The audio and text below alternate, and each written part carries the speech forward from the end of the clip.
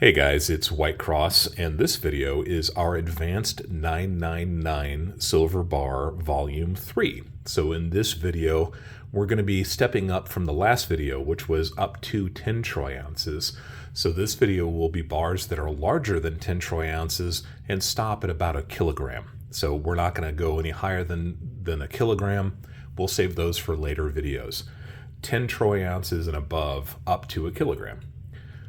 If you've watched the videos before, you know that I usually put a disclaimer at the beginning of them. I'm not a financial analyst. I'm not trying to give you financial advice. This is just some of the things that I've learned in my 30 or 40 years of precious metal stacking.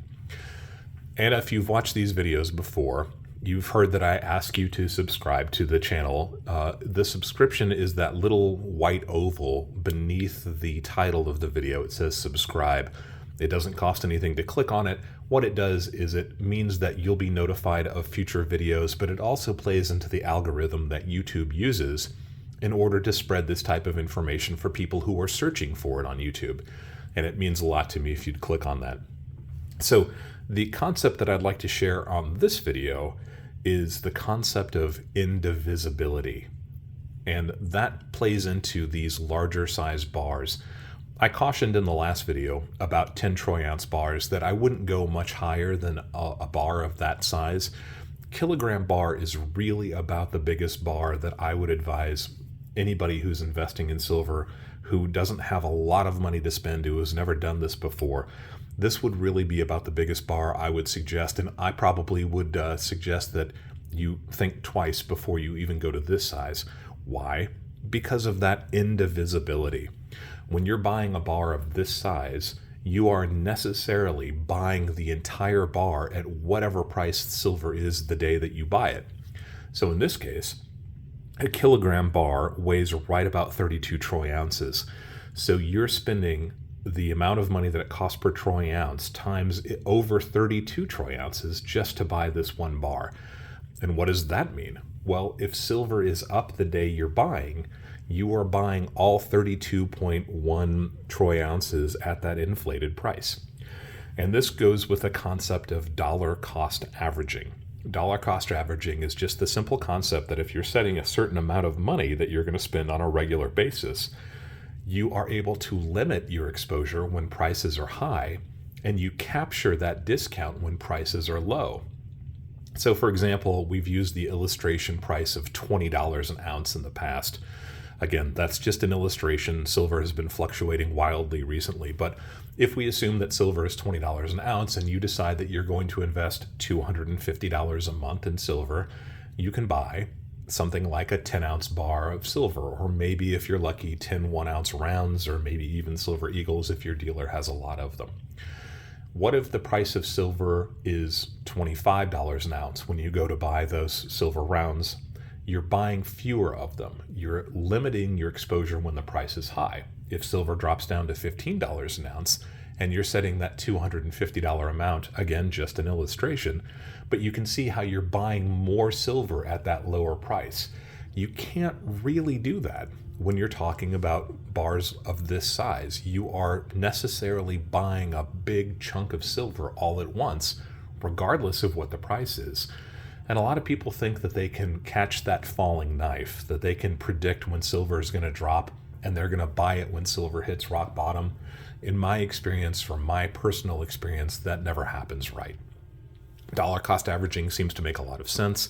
You can't really do that with these larger bars. You have to buy the entire amount all at once because no one's going to sell you a bar like this on layaway.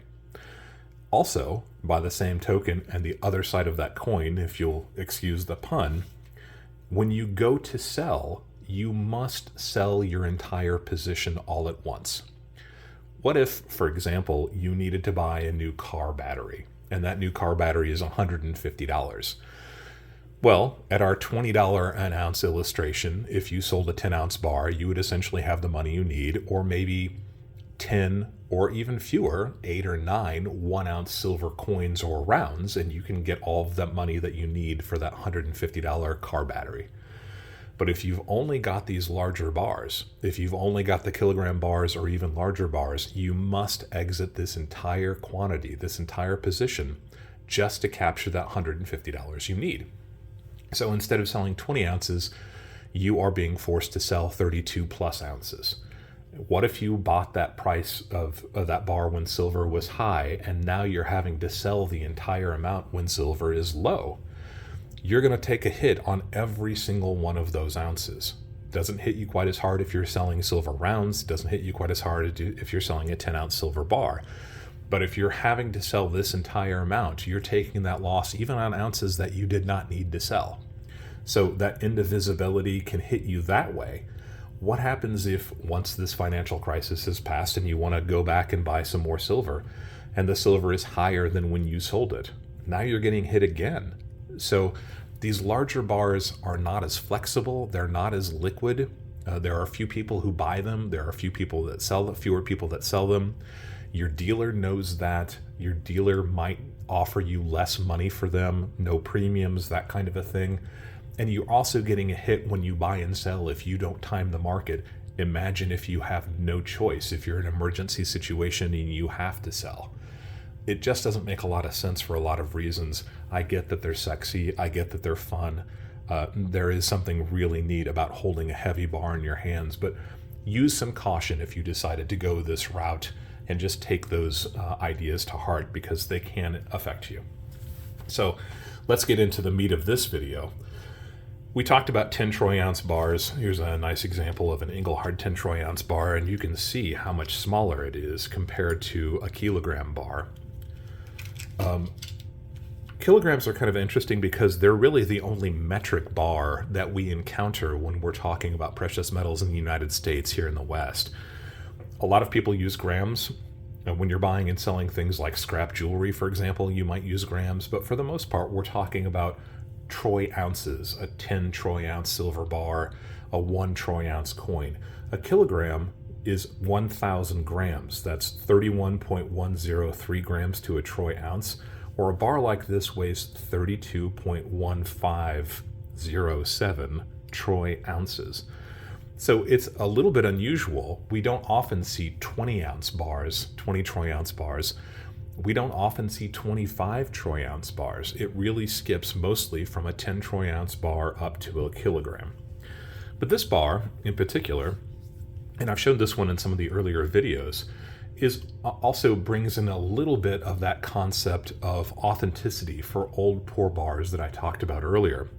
This bar appeared at one of my local dealers maybe 5 years ago, and I'd never seen it before. And there's that Tom's Law also. I'd never seen this bar before. It was interesting. I liked the look of it. And I kind of assumed that this bar was from the 1970s, maybe the early 1980s. This is from a company called Emirates Gold that's based in Dubai. So it's a legitimate company.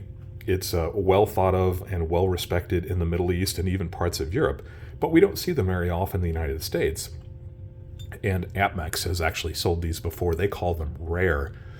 But I think that has more to do with the scarcity of them being available in the United States. I don't think that they are particularly rare in other parts of the world. However, I thought this was older than it is. It turns out that Emirates Gold was founded in 1992. So this is clearly one of their older bars. You can see by the unusual serial number there at the top, it's a little bit more crude. The products that they're putting out now are a lot more polished, but this one probably dates to 1993, maybe 1994.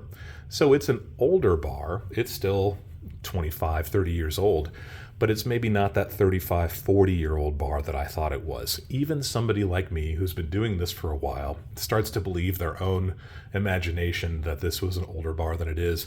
I like this bar. I'm glad I have it, but just use caution when you're looking for these older, old, poor bars, and make sure that they are as old as you think they are before you drop a sizable amount of money on them.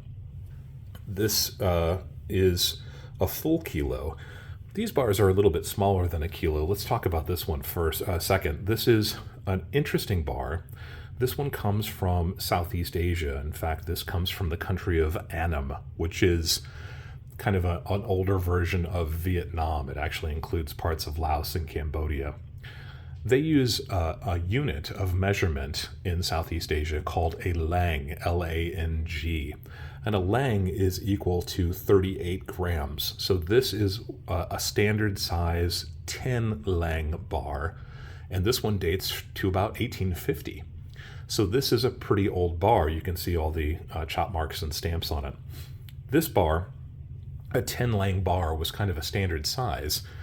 And this bar at 38 grams weighs, 380 grams weighs about 12.2 troy ounces. So a little bit bigger than a 10-ounce bar, but not quite a kilo. This one was used to pay taxes in some situations. It was also used as a bride price, so the family of the bride would offer one of these to the groom when they were getting married. But interestingly, this bar was also typically used in the opium trade. So there's a 1,000-mile border of Annam, between Annam and China, and this was used along that border in payments and in goods and services in the trade of opium. So it's an interesting bar, dates to about the 1850s, and it's unusual. And a cool fact about these two old bars, and I'll get to the larger one in just a moment, is that they were made primarily from Spanish silver colonial pieces. Some of these are colonial, some of these are Mexican Republic pieces from the middle of the 1800s. Some of these date a little bit older than that, but they would melt these down. Merchants in China especially would only trade in Spanish silver. So this was the common coinage of that era, and these were the types of coins that were melted down to make these interesting lang bars for that area of Southeast Asia. A 10 lang bar. Now this is an unusual piece here. This is a 24 lang bar. It's a little bit older and it's a lot heavier. The 10 lang bars are unusual and somewhat scarce. A 24 lang bar is very scarce. This is an unusual bar. Now, you might ask yourself, how do I know that these bars are good quality bars, and did I use caution when I bought them? And the answer is yes. I bought these bars from a very good online auction company that has a very strong reputation, and they wouldn't risk their reputation by selling something that was suspect. But also because I was able to do a little bit of deep research before I actually put bids on these pieces. And the man who actually wrote the book about these unusual types of silver bars was a man named Charles Opitz. This bar in particular, if you look at this interesting shape and form, you can also see it here. This is that actual bar. We call that a plate coin in numismatics, but Charles Opitz actually had this bar. It's one from his own collection. I was able to purchase this when his collection was sold at auction, and I was able to reference that plate book, that plate coin, so I know that this is his actual bar. So the next question is, do I know that it's good silver? Do I know that both of these are good silver? Well, again, the auction company that sold them wouldn't risk their reputation by selling something that was inauthentic, but I limited my exposure to these pieces because I only bid about their silver value. How was I able to do that? In this case, the auction company sold many bars in this collection, and some of them were quite small. But the auction company didn't provide anything for scale. So when you looked at the bars, they all looked to be about the same size. No one was bidding on this one because it's a little bit more crude than some of the bars from that era. And I did the research. I actually read about the bar that they were auctioning, and I looked at the weights specifically. And the weight on this bar is 920 grams. So this is almost that 1,000 kilogram size. It is 29.57 troy ounces. And I bid essentially what silver melt was. And this bar I paid a little bit over silver melt, and this bar I paid actually a little bit below silver melt value for. So the next question is, are they good silver? Like I said, I trust the company that auctioned them. I have the books that prove that they are the examples from Opitz's own collection. But let's go ahead and take a quick look here. Remember, these bars both date from the 1850s or right about then, maybe a little bit later. It's hard to say sometimes. We've got the Sigma set at 99.9% pure, and this is a little bit of an unusual shape, so forgive me if it's not exactly accurate, but you can see that we're right in the bracket for 99.9% pure on the larger bar. Let's try it with the slightly smaller tin Lang bar right there in the middle. So both of these bars are good silver. I didn't pay much more than the value of the silver itself, but it's incredibly important that you're using caution, particularly when you're buying these antique pieces that originate in Asia. And it's unfortunate to say, but there are so many fakes that have been coming out of China recently. There are fakes of these types of bars on the market. Buy from someone, if you decide to chase these types of products, buy from somebody who really has a good reputation, look for that return policy, and really avoid paying a super high premium for them unless it's something you know you've got to have and that you've done the research to make sure that you're not going to buy something that is inauthentic. So a deeper dive into bars that are larger than 10 ounce, like this one, all the way up to 30 troy ounces and even kilogram size. The next video that we do will be 50 troy ounce bars. And even though I've cautioned you not to buy them, I do have some 50 ounces and some 100 ounce bars. We'll tackle that in the video after 50s. But the same things apply. Always use caution, know what your exit strategy is, and really think about that indivisibility when it comes to these larger bars. And don't let that negatively impact you if you don't feel like you've got the type of money or the resources, just the cash savings that you need on hand. Don't sink yourself too deep in something that you're not going to be able to get yourself out of in an emergency. If you like the video, again, please subscribe to the channel. I'd really appreciate that. If there are comments that you'd like to leave about any of the items that we talked about here or any of the other videos, by all means, leave a comment down below, and I'll try to get back to you. If you have a suggestion for a video you'd like to see me make, leave a comment there, and I'll try to check into it and see if I've got the material that we need and the knowledge to be able to address whatever concerns you had. And as always, thank you for allowing me to be part of your journey as we go deeper into the world of physical precious metals.